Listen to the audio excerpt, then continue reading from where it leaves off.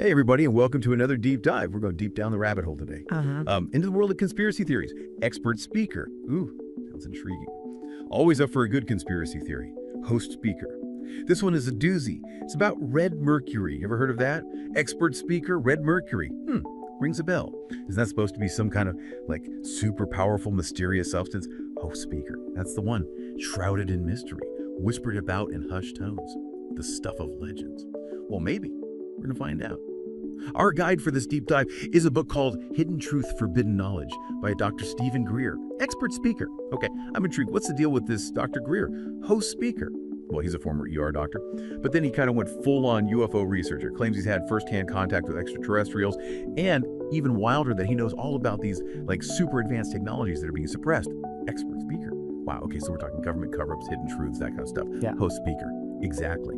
Now, here's the thing about this red mercury. Dr. Greer doesn't actually mention it specifically in his book, Expert Speaker. That's interesting. So how does it all tie in then? Host speaker.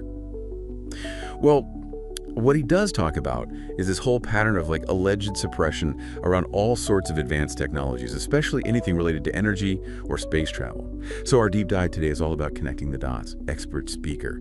I see. So we're using Dr. Greer's insights to see if maybe, just maybe, this red mercury could be part of this bigger picture.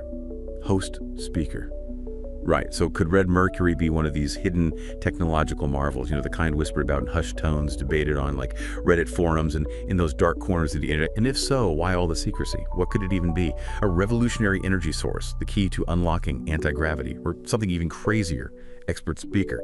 To get into Dr. Greer's perspective on all this, you got to start with his own personal journey. His interest in the unknown, particularly human consciousness, it goes way back. He got some, let's say, profound spiritual experiences when he was really young. Host speaker. Yeah, he talks about having a near-death experience when he was only 17. Completely changed his whole outlook, like a switch flipped.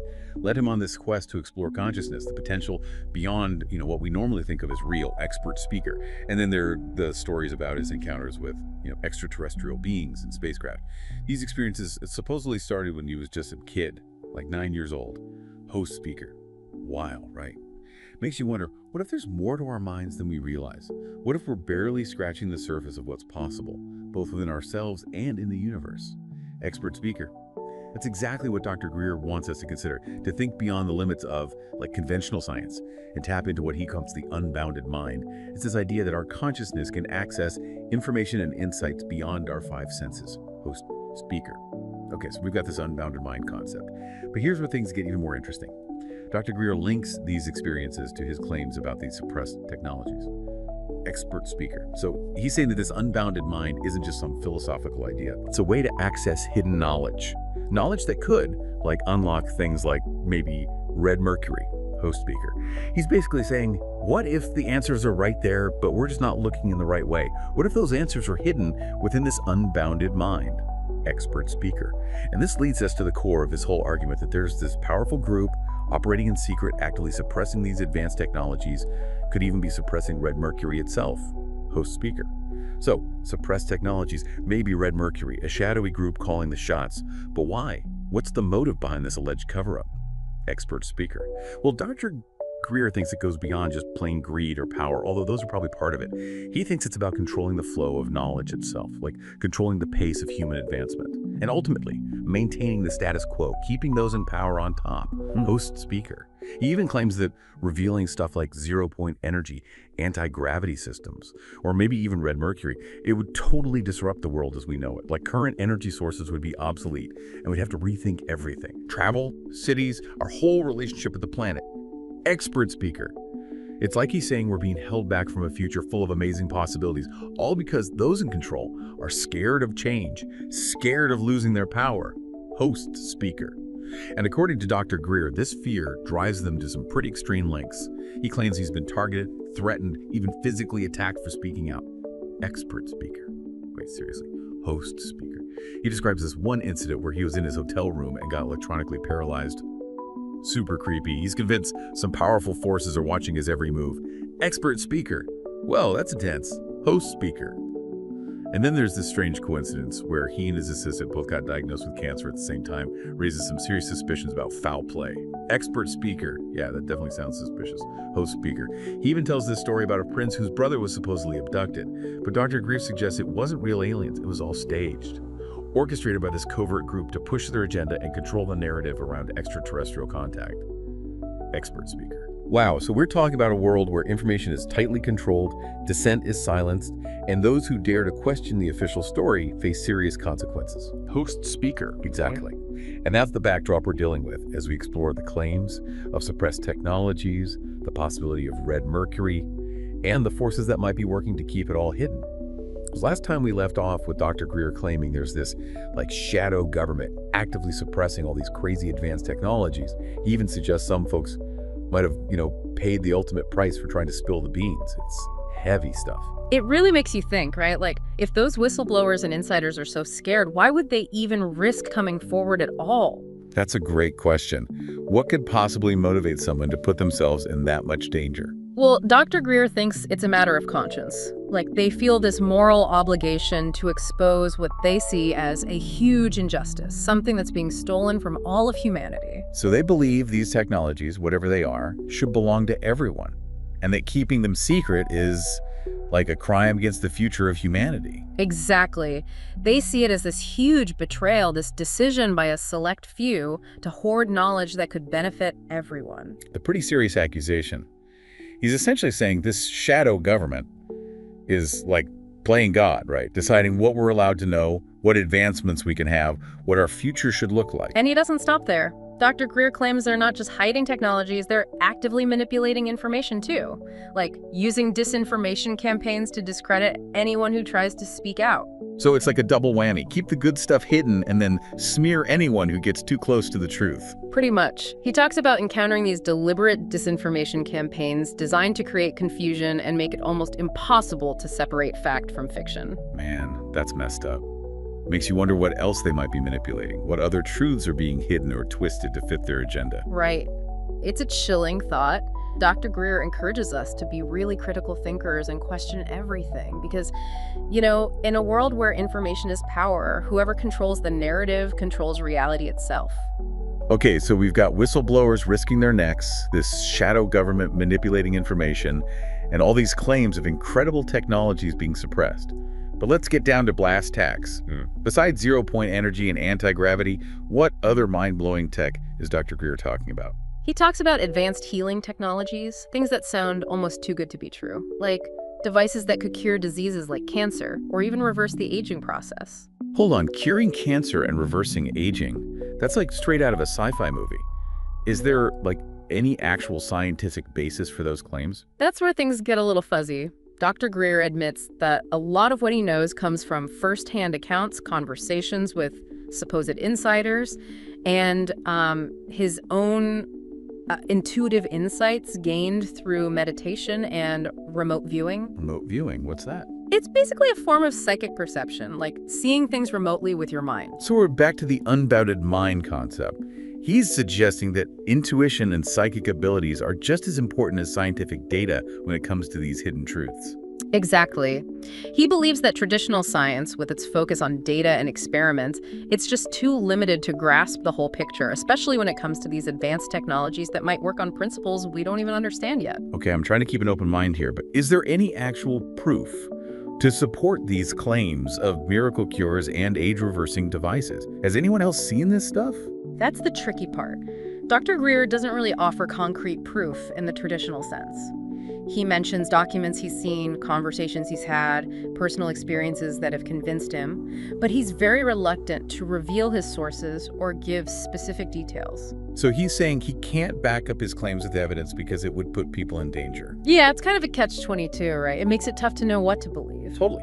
If this stuff is real, why not just release the evidence and let the world decide? Dr. Greer argues that releasing certain types of evidence could actually be dangerous, like it could fall into the wrong hands and be used for bad stuff.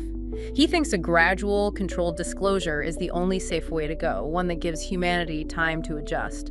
So he's basically saying we're not ready for the truth, that we need to evolve ethically and spiritually before we can handle these advanced technologies. Exactly. He thinks a sudden, uncontrolled release of this information could lead to chaos, maybe even the misuse of these technologies for destructive purposes. So what's the solution then? He really stresses the need for a shift in consciousness, like moving away from fear, greed, and the whole power struggle, and moving towards a more peaceful, compassionate, cooperative way of approaching knowledge and technology. It's a nice thought, but is it realistic? Can humanity really change that much that quickly? That's the big question. We have to grapple with the possibility that these incredible technologies do exist, and they might be suppressed. But we also have to consider what it all means. What are the risks? What's our responsibility? So it's not just about the technology itself, it's about whether we can handle it, whether we can use it wisely and for the good of everyone. And that's the heart of the debate. Do we trust those in power to do the right thing? Or do we demand more transparency, more accountability, a fairer distribution of these advancements? It's a question we each have to answer for ourselves. Do we believe in Dr. Greer's claims? Do we trust the whistleblowers? And what about Red Mercury? Is it just a fantasy? Or could it be something real, something that could change everything? These are the questions that keep us searching, keep us questioning, keep us pushing the boundaries of what we think is possible. All right, we're back for the final part of our deep dive into Dr. Greer and his book, Hidden Truth, Forbidden Knowledge. Man, this whole thing with the suppressed technologies, those shadowy groups, it's really been something else. It really gets you thinking, doesn't it? Makes you question everything you thought you knew about, well, reality. And one of the most mind-boggling things Dr. Greer talks about is this connection between, like, our consciousness and these super advanced technologies. Yeah, the whole unbounded mind concept, right? It's like he's saying our minds are way more powerful than we give them credit for. Exactly. He thinks we can access information that's beyond our five senses, tap into a deeper level of awareness. Like, what if we could interact with these technologies using just our minds? It's a pretty radical idea, but I mean, think about it. What if the things we chalk up to, like intuition or psychic abilities, are actually just glimpses of this unbounded mind in action? And this is where his own experiences with extraterrestrial contact come in. He claims that through meditation and other practices, he's been able to, like, communicate with extraterrestrial beings, witness crazy technologies firsthand.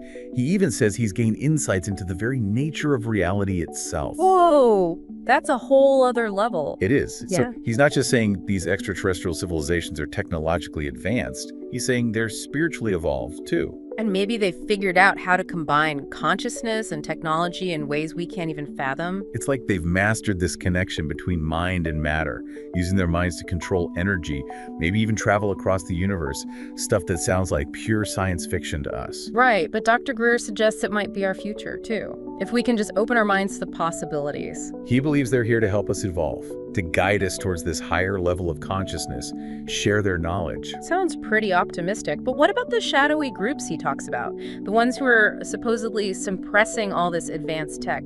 Where did they fit into all of this? Well, he warns that there are powerful forces here on Earth that are, like, fighting against this contact.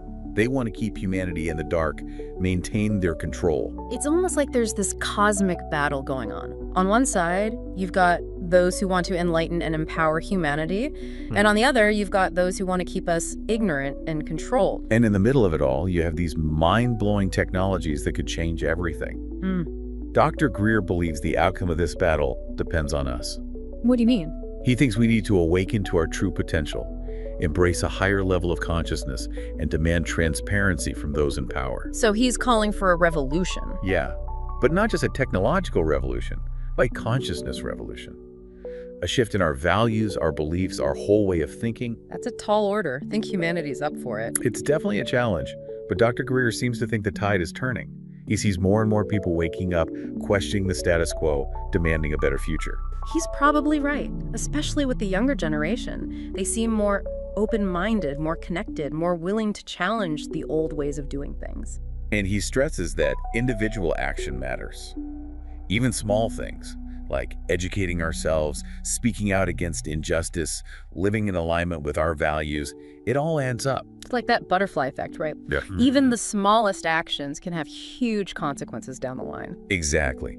So even if we can't prove or disprove everything Dr. Greer says, the very act of exploring these ideas is valuable. It makes us question our assumptions, consider possibilities we never thought of before. Makes you realize how much we still don't know. Right. So as we wrap up this deep dive, I want to leave you with some questions to ponder. Hmm. What do you believe is possible? What kind of future do you want? And are you willing to do your part to create it? Yeah, remember, the truth is out there. But sometimes, the most important discoveries are the ones we make within ourselves. Thanks for joining us on this journey. Until next time, keep exploring, keep questioning, keep seeking the truth wherever it may lead.